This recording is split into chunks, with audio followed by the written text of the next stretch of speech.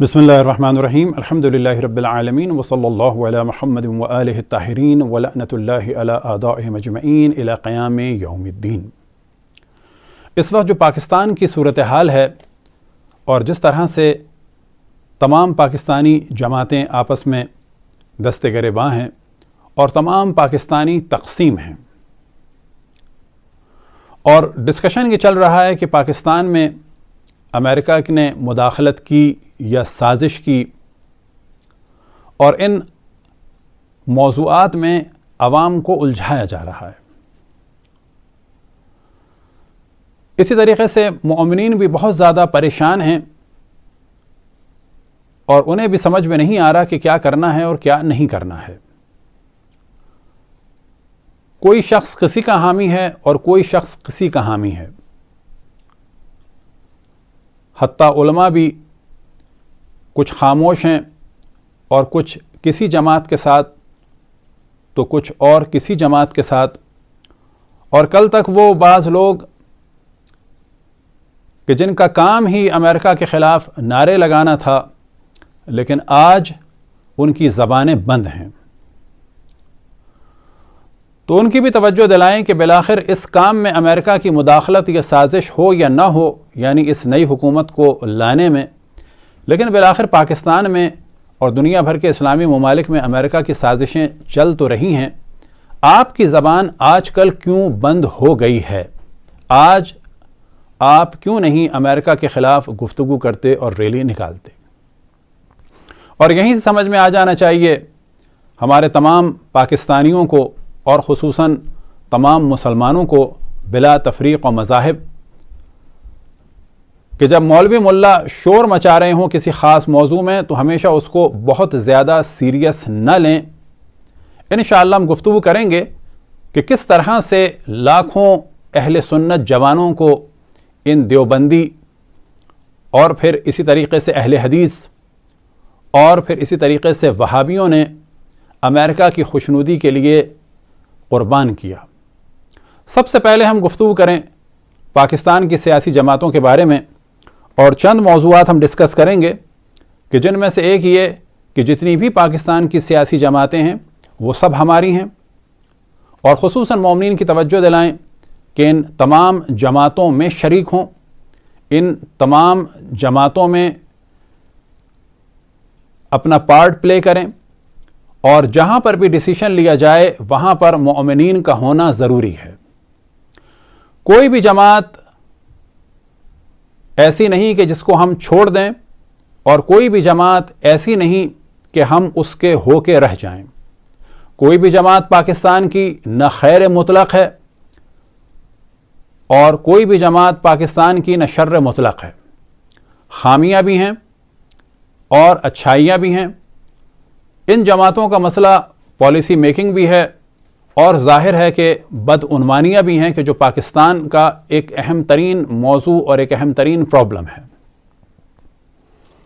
अब जब हमने कहा कि हर जमात में रहें, तो उसके माना ये हैं कि अगर उनमें खामियां हैं तो उनको दूर करने की कोशिश करें, और अगर वहाँ से कोई साजिश होती है खुसूसन अहले बैत अलैहिमुस्सलाम के ख़िलाफ़ और उनके चाहने वालों और मानने वालों के ख़िलाफ़, तो मोमिनीन को हर पार्टी और हर जमात में रहना चाहिए, चाहे वो किसी भी उन्वान से हो। और इन जमातों के ख़िलाफ़ भी गुफ्तगू होनी चाहिए इल्मी तरीक़े से, और फेवर में भी गुफ्तगू हो इल्मी तरीक़े से। और ये ज़िम्मेदारी है मीडिया एंकर्स और पर्सन की कि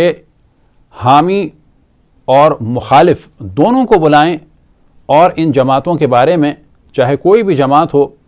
एक इल्मी गुफ्तगू होनी चाहिए, तारीफ़ भी हो और तनकीद भी हो। पाकिस्तान में जिस तरह से मजहबी नाम से अपना दिफा किया जाता है या अपने मुखालिफ को मज़हब के नाम पर कुचला जाता है, यही कैफियत नज़र आ रही है पाकिस्तान के इदारों की और पाकिस्तान की जमातों की। मिसाल के तौर पर जब बैंक मैनेजर को कत्ल करने का इरादा किया, और जैसा कि सुनने में आया है कि वो लंबी लंबी नवाफिल पढ़ता था और बैंक मैनेजर ने कहा था कि अपना काम करो, नवाफिल पढ़ना वाजिब नहीं है, तो इस शख्स ने कहा कि सुन्नत नमाज़ों की तुम मुखालफत कर रहे हो, लिहाजा तुम سنت رسول اللہ کے خلاف ہو. جو سنت رسول اللہ کے خلاف ہے اس نے توہین رسالت کی اور نتیجتاً اس بینک مینیجر کو قتل کر دیا. تو یہی کیفیت ہمیں نظر آتی ہے پاکستان کے دینی اداروں کی اور اسی طریقے سے پاکستان کے سیاسی اداروں کی, کہ وہ کسی نہ کسی طریقے سے اپنے مخالف کے خلاف ایک شدت والا کام کرنے کے لیے ایک جواز ڈھونڈتے ہیں. لہٰذا ہم دیکھتے ہیں کہ پاکستان میں توہین دین کے نام پہ قتل کیا جاتا ہے, توہین مذہب کے نام پہ قتل کیا جاتا ہے, توہین رسالت کے نام پر قتل کیا جاتا ہے, توہین صحابہ کے نام پر قتل کیا جاتا ہے, توہین اصحاب کے نام, توہین امہات المومنین کے نام پر قتل کیا جاتا ہے. تو دوسری جانب ہم دیکھتے ہیں کہ جب جمہوری تنظیموں کے خلاف بات ہو تو ایشو اٹھایا جاتا ہے کہ یہ جمہوریت کی مخالفت ہو رہی ہے. جمہوریت کی مخالفت نہیں ہو رہی, بلکہ یہ کہا جائے گا کہ بعض ان لوگوں کی مخالفت ہو رہی ہے کہ جنہوں نے پاکستان کو جمہوریت کے نام پر نقصان پہنچایا. بالکل اسی طریقے سے ہم دیکھتے ہیں کہ جب پاک فوج کے کسی فرد کی مخالفت ہو تو یہ شور مچایا جاتا ہے کہ پاکستان کی سالمیت کی مخالفت ہو رہی ہے, پاکستان کے وجود کی مخالفت ہو رہی ہے, اور پاکستان کی حدود کی مخالفت ہو رہی ہے, اور پاکستان کی آزادی کی مخالفت ہو رہی ہے, اور پاک فوج کی مخالفت ہو رہی ہے. تو اس مغالطے سے کام نہ لیا جائے. کوئی بھی شخص, چاہے وہ مولوی ہو, ملا ہو, چاہے وہ سیاستدان ہو, چاہے وہ جج ہو, اور چاہے وہ فوجی ہو, اس پر اعتراض بھی ہو سکتا ہے, لیکن علمی طریقے سے اور اخلاقی طریقے سے اس کے کام کو بھی ٹوکا جا سکتا ہے. فوج ہماری سر آنکھوں پہ, فوج کا دفاع ضروری ہے, پاکستان کی سالمیت ضروری ہے, لیکن ہر فوجی کا احترام اس طریقے سے کہ اس پر اعتراض نہ کیا جا سکے, اس کی پالیسی کو کچھ نہ کہا جا سکے, یہ بات بالکل غلط ہے اور مغالطہ ہے. اسی طریقے سے ہم دیکھتے ہیں کہ عدلیہ کے موضوع کو ایشو بنا دیا جاتا ہے, توہین صحابہ کی طرح اور توہین رسالت کی طرح توہین عدالت کا موضوع اٹھا دیا گیا ہے. کیا بھٹو صاحب کو پھانسی دینے والا وہ شخص کہ جس کو ضیاء نے جج بنایا دوبارہ, کیا وہ جج نہیں تھا؟ کیا اس پر اعتراض نہ ہو؟ تو ججوں پر بھی اعتراض ہونا چاہیے, ان کے کام کو بھی دیکھنا چاہیے, خصوصاً جب یہ نظر آ رہا ہو کہ دھاندلیاں ہو رہی ہیں یا جج بک رہے ہیں, تو ان موضوعات کو کھل کے ڈسکس کرنا چاہیے. اب یہاں پر یہ بات واضح رہے کہ کسی بھی ملک پر کسی کا بھی غلبہ نہیں ہونا چاہیے, اور استعمار ہوتا ہے, چاہے وہ برٹشر کا استعمار ہو, چاہے وہ ہالینڈ والوں کا استعمار ہو, چاہے وہ بیلجیم والوں کا استعمار ہو, چاہے وہ اٹلی والوں کا استعمار ہو, اور چاہے آج کے دور میں امریکہ ہو یا روس ہو یا چین ہو. ان کے بارے میں بھی توجہ دلائیں کہ جو پازیٹیو بات ہو اس کو الگ سے ڈسکس کرنا چاہیے, جو نیگیٹو ہو اس کو الگ سے ڈسکس کرنا چاہیے. پاکستان پہ نہ امریکہ کا قبضہ ہونا چاہیے, نہ روس کا اور نہ چین کا. چین کی حمایت میں جتنا ہم آگے جا رہے ہیں یہ بھی مناسب نہیں. کیا وہاں پر دیندار آزاد ہیں یا مسلمان آزاد ہیں؟ کیا وہاں پر لوگ اپنی بات کر سکتے ہیں؟ کیا علم ہے لوگوں کو کہ دنیا میں سب سے زیادہ موت کی سزائیں چین میں ہوتی ہیں؟ وہاں آزادی بھی نہیں ہے بولنے کی. تو کسی بھی ملک کی حمایت اتنی نہ ہو کہ انسان خود حد سے نکل جائے, اور کسی بھی ملک کو اپنے ملک پر اور اپنی آزادی پر اور اپنے اختیارات پر مسلط نہیں ہونا دینا چاہیے. اب ہم گفتگو کرتے ہیں عمران خان صاحب کے بارے میں اور ان کی پارٹی کے بارے میں. تو ظاہر ہے کہ نہ وہ خیر مطلق ہیں نہ شر مطلق ہیں, خامیاں بھی ہیں اور اچھائیاں بھی ہیں. تو سب سے پہلے ہم توجہ دلائیں کہ 5 سال مکمل ہونے دینے چاہیے تھے جمہوری طریقے سے. یہ جو پاکستان کا کلچر ہے کہ حکومتوں کو ختم کر دیا جاتا ہے, یہ کام قطعاً مناسب نہیں. دوسری جو بات ہے پازیٹیو وہ یہ کہ ان کی پارٹی کے مقابلے میں جو پارٹیاں ہیں ان کو پاکستان میں سالوں موقع ملا اور ان کی کارکردگی کو دیکھ لیا گیا. اب ظاہر ہے کہ ان کے کام میں خامیاں بھی ہیں اور اچھائیاں بھی ہیں, لیکن دیکھنا یہ چاہیے کہ جتنا ٹائم انہوں نے لیا اور جتنا بجٹ انہوں نے خرچ کیا اس کے مقابلے میں کام کتنا ہے, اور ان موضوعات کو بھی شائستہ زبان کے ساتھ ٹی وی پر ڈسکس کرنا چاہیے اور ماہرین کو لانا چاہیے, اور ان موضوعات کو علمی موضوع رکھنا چاہیے، نہ کہ گلی کوچوں میں نعرے بازی کا موضوع، اور دیکھنا چاہیے کہ ان لوگوں نے کیا کام کیا اور کیا کام کر سکتے تھے، کتنا کیا اور کتنا ہونا چاہیے تھا۔ تو یہاں پر کوئی شک نہیں کہ ان کو بھی موقع ملنا چاہیے جس طرح سے پہلے والوں کو موقع ملا۔ اب جو عمران خان صاحب نے توجہ دلائی امریکہ کی مداخلت کی یا سازش کی، کہ جس کو اس وقت پاکستان میں ڈسکس کیا جا رہا ہے کہ مداخلت تھی یا سازش، بالآخر جو بھی تھی اس کو ڈسکس کرنا چاہیے، سیریس لینا چاہیے، اور عقلاء کے نزدیک ایک قانون ہے کہ جہاں بھی خطرے کا احتمال ہو تو اس کو نظر انداز نہیں کرنا چاہیے۔ اور یہی ہم دیکھتے ہیں کہ دنیا کی جتنی بھی ٹیکنالوجیز ہیں وہاں پر کسی بھی چیز کے بننے کے بعد یہ دیکھا جاتا ہے کہ اس میں کوئی رسک تو نہیں ہے، اور اگر ہے تو کتنے % ہے، اور اس کو ڈسکس کیا جاتا ہے۔ بس عمران خان صاحب نے جو امریکہ کی مداخلت کی بات کی، تو ہم یہ دیکھ رہے ہیں کہ دوسرے لوگ بالکل اس کو سرے سے نظر انداز کر رہے ہیں کہ جو کسی بھی اعتبار سے غیر مناسب ہے، اور اس سے پتہ چلتا ہے کہ کہیں نہ کہیں سے ان پر ایک پریشر تو ہے۔ اور یہی ہم حال دیکھتے ہیں کہ ہمارے بھی بعض مولوی ملا کے جو امریکہ کے خلاف بہت بولتے تھے اپنے کمروں میں بیٹھ کر، اب تو وہ بول بھی نہیں رہے ہیں، تو اس سے پتہ چلتا ہے کہ ان کو بھی آرڈر ملا ہے کہ امریکہ کے خلاف ان چند دنوں میں تمہیں کچھ نہیں کہنا ہے۔ اب یہاں پر ہم توجہ دلائیں کہ عمران خان صاحب نے ریاست مدینہ کا نعرہ لگایا۔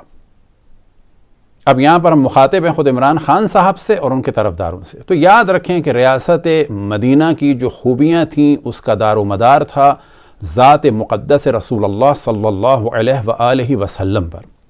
لیکن جیسے ہی وہ دنیا سے رخصت ہوئے تو ریاست مدینہ کا عدل و انصاف ختم ہو گیا تھا۔ سب سے پہلے جو ذات شکار ہوئی ظلم و جور و بربریت کا، وہ ذات خود ان کی صاحبزادی کی تھی، یعنی حضرت فاطمہ الزہرا صلوات اللہ وسلامہ علیہا کی۔ جناب حضرت مالک ابن نویرہ صحابی جلیل القدر رسول اللہ صلی اللہ علیہ وآلہ وسلم کو کافر قرار دیا گیا، ان کے اور اصحاب کے سروں کو کاٹ کر اینٹوں کے طور پر کھانا پکانے کے لیے استعمال کیا گیا، اور جلیل القدر صحابی جناب حضرت مالک ابن نویرہ کی بیوی کی عزت کو لوٹا، اور یہ سب کام اسی ریاست مدینہ میں بعد رسول اللہ صلی اللہ علیہ وآلہ وسلم خلیفہ اول کی اجازت سے خالد ابن ولید نے انجام دیا۔ لہٰذا یہ جان لیں کہ ریاست مدینہ کا دار و مدار رسول اللہ صلی اللہ علیہ وآلہ وسلم پہ تھا۔ اب نہ ریاست مدینہ وجود میں آ سکتی ہے اور نہ خصوصاً آپ اس کام کو انجام دے سکتے ہیں۔ آپ جو کام کر سکتے تھے وہ تھا کہ رسول اور آل رسول کا دفاع کریں، لیکن آپ کے نصاب میں آل رسول کو نگلیکٹ کیا گیا، خصوصاً مولا امیر المؤمنین کے ذکر کو محو کرنے کی کوشش کی۔ آپ نے اپنے ماضی کو چھپانے کے لیے اور ملاؤں کی سپورٹ کے لیے دیوبندی استادوں کو قرآن کے نام پر اور عربی کے نام پر اپوائنٹ کیا، جبکہ پہلے ہی سے وہ اسلامیات کے نام پر اپوائنٹ ہو چکے تھے۔ جبکہ آپ یہ جانتے ہیں کہ دنیا بھر کی 90% دہشت گردی کا دار و مدار اس وقت دیوبندیوں پر ہے، اور باقی کا دار و مدار اہل حدیث پر اور پھر دیوبندیوں پر۔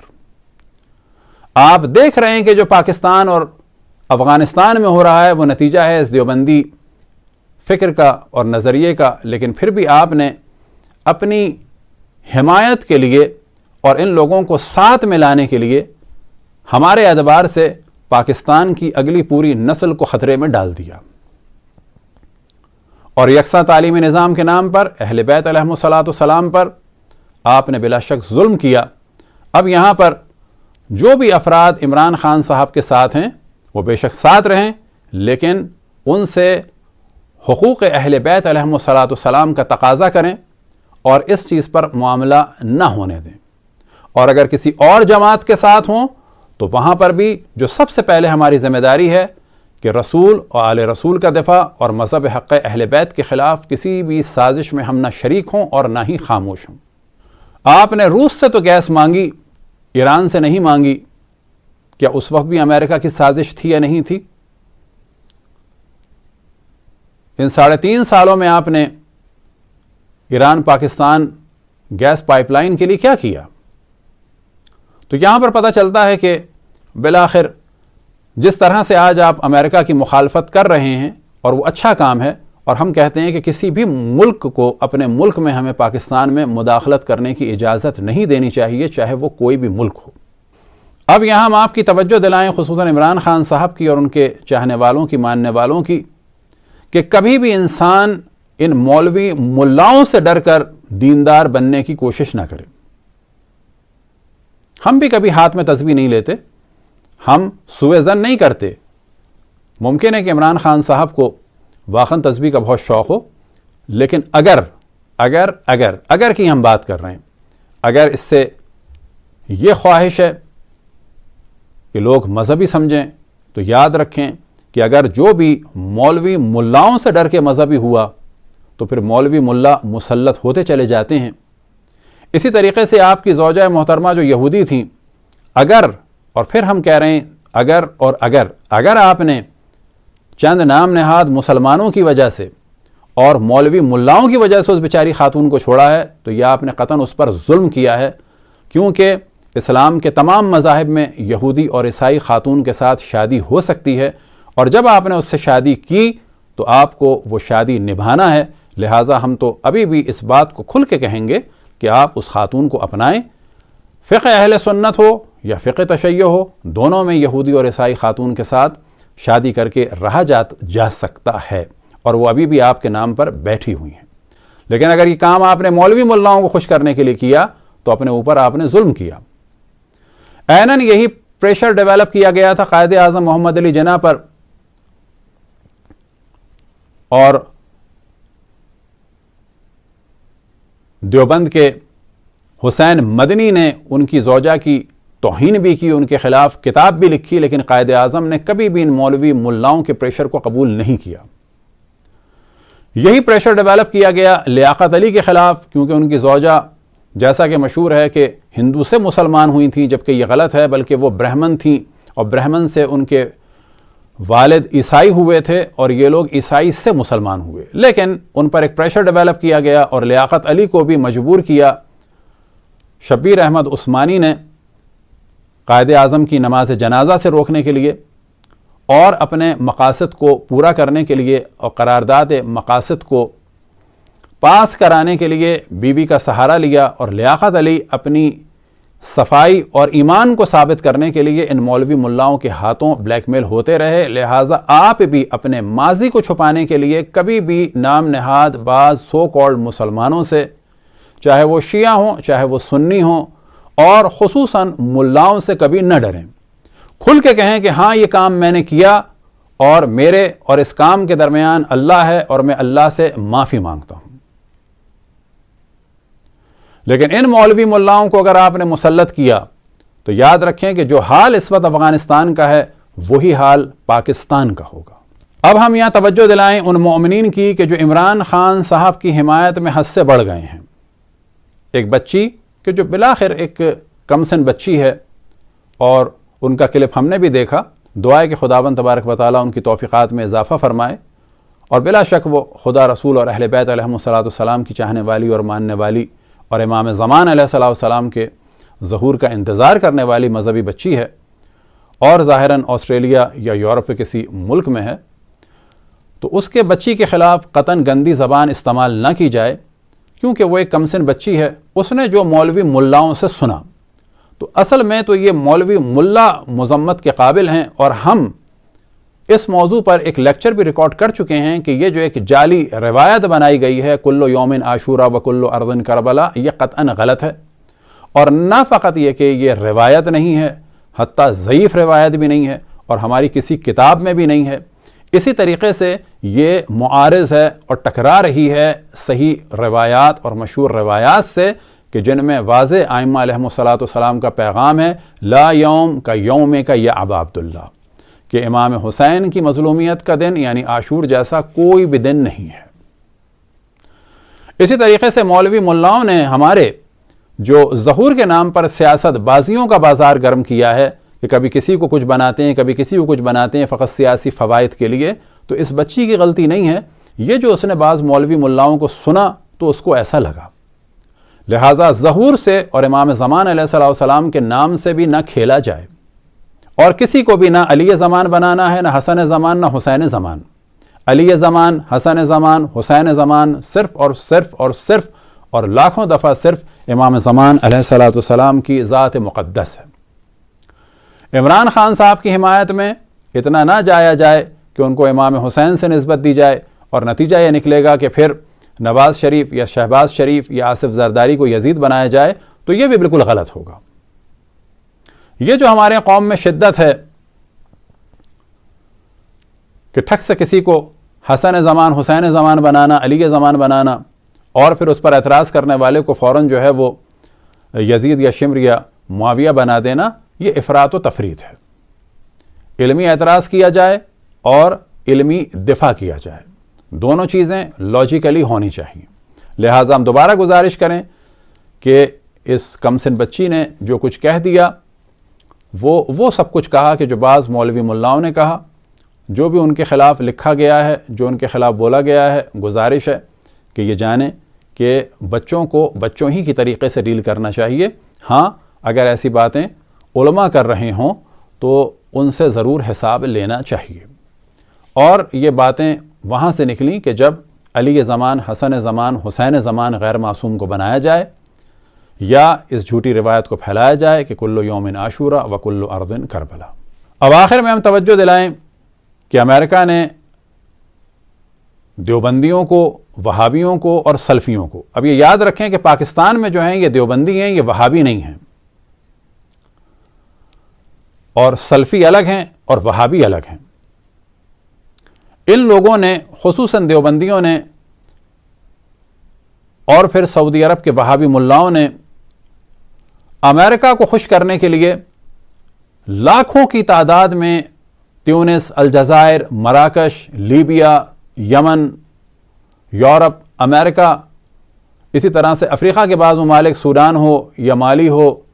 یا اور دیگر ممالک ہوں، وہاں پر امریکہ نے مسجدیں بنوائیں، ان مولویوں کو مسلط کیا، اور ان لوگوں نے امریکہ کی خوشنودی کے لیے مجاہدوں کو وہاں سے جمع کیا، اور لاکھوں کی تعداد میں، اور جب کہا جا رہا ہے لاکھوں کی تعداد، تو یہ 20 لاکھ سے زیادہ افراد انہوں نے امریکہ کی خوشنودی کے لیے قتل کروا دیے. آج ان سے سوال کیا جائے کیا روس نکل گیا افغانستان سے تو امریکہ تو موجود ہے، اس خطے میں امریکہ کے اڈے تو موجود ہیں، طالبان کو امریکہ نے بنایا اور ان طالبان کو امریکہ ہی والے لے کے آئے ہیں، تو کیا واقعاً یہ 20-25 لاکھ افراد مسلمانوں کے جو بلا شک اکثر دیوبندی اور اہل حدیث اور وہابی تھے، لیکن بالآخر انسان تھے، ان کی بھی مائیں تھیں، ان کی بیویاں تھیں، ان کے بچے تھے، کتنے جوان تھے، وہ سب قتل ہو گئے. کیا اس لیے قتل ہوئے تھے کہ روس چلا جائے اور امریکہ آ جائے اور کارمل کی حکومت ختم ہو جائے اور طالبان جیسے وحشی اور درندے آ جائیں؟ بلا شک اگر 20 سے 25 لاکھ مسلمانوں کے قتل کے بعد طالبان کے ہاتھ میں حکومت جانی تھی تو بلا شک اس سے بہتر تھا کہ بغیر قتل عام کے افغانستان میں روس والے رہتے. کم سے کم یہ عالم نہ ہوتا کہ آج ایک اچھی بڑی تعداد افغانیوں کی جو یورپ اور امریکہ میں ہے وہ دین سے بھی دور ہو چکی ہے، کیونکہ ان کو دین نظر آتا ہے طالبان کی صورت میں اور دیوبندیت کی صورت میں. وہ ہمارے لوگ کہ جو کل تک امریکہ کے خلاف نعرے لگا رہے تھے، کیونکہ وہ مذہب حق اہل بیت کا دفاع تو نہیں کر سکتے، آج تک انہوں نے اہل بیت کا دفاع کیا. امریکہ کی مخالفت اگر ایران کرتا ہے تو اسے اقتصادی مشکلات بھی دیکھنی پڑتی ہیں اور سیاسی مشکلات بھی. لیکن سوال یہ پیدا ہوتا ہے کہ پاکستان میں ہمارے بعض ملا اگر امریکہ کے خلاف بولتے ہیں تو بولنا چاہیے، لیکن انہیں کوئی خطرہ نہیں ہے.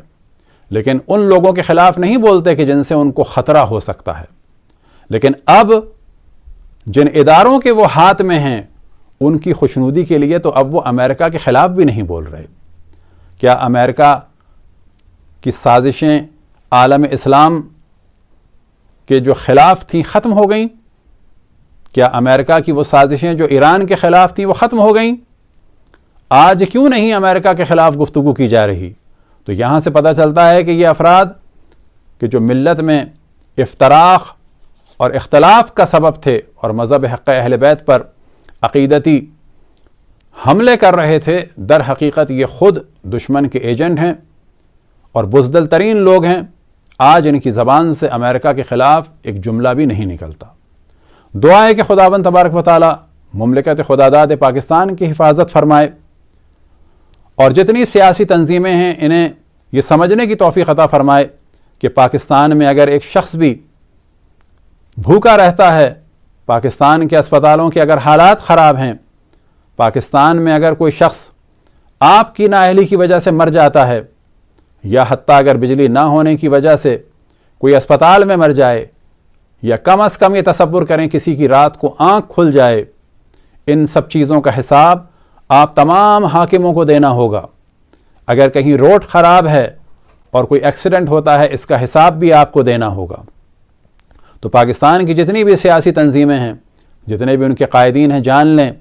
کہ عنقریب دنیا سے جانا ہے، اور خداوند تبارک و تعالیٰ کی بارگاہ میں ایک ایک چیز کا حساب ہوگا۔